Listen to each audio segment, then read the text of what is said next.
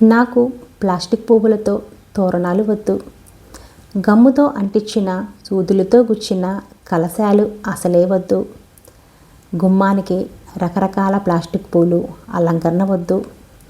రకరకాల ఆభరణాలు ఆర్భాటాలు అసలే వద్దు. నాకు రిటర్న్ గిఫ్ట్స్ అసలే వద్దు. నేను ఇవ్వమని చెప్పానా? పిన్నులతో గుచ్చి అతికించిన నా రూపం అసలే వద్దు నాకు. అలా గుచ్చితే నేను అక్కడ ఎలా ఉంటాను? అర్థం కాదా మీకు?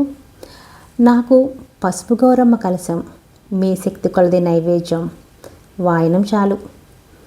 ముత్తైదువులు అందరికీ ఒకేలాగా వాయనం ఇవ్వండి, వేరువేరుగా ఇవ్వమని నేను చెప్పానా? అన్నిటికీ మించి భక్తి ప్రేమ చాలు. మీ ఆర్భాటాలను చూసి మధ్యతరగతి వారు పూజ అంటేలా భయపడేలా చేయకండి. పూజలో బాహ్య అలంకరణ కన్నా అందులో ఆంతర్యం తెలుసుకొని చేసిన పూజలు చేస్తే నేను సంతోషంగా ఉంటాను, స్వీకరిస్తాను. నా మాట వింటారు కదూ?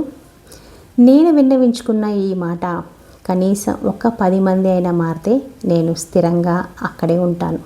వరలక్ష్మీదేవికే మన ముందు కనిపించి మనతో మాట్లాడితే తన బాధ మనతో ఇలా విన్నవించుకునేదేమో కదా.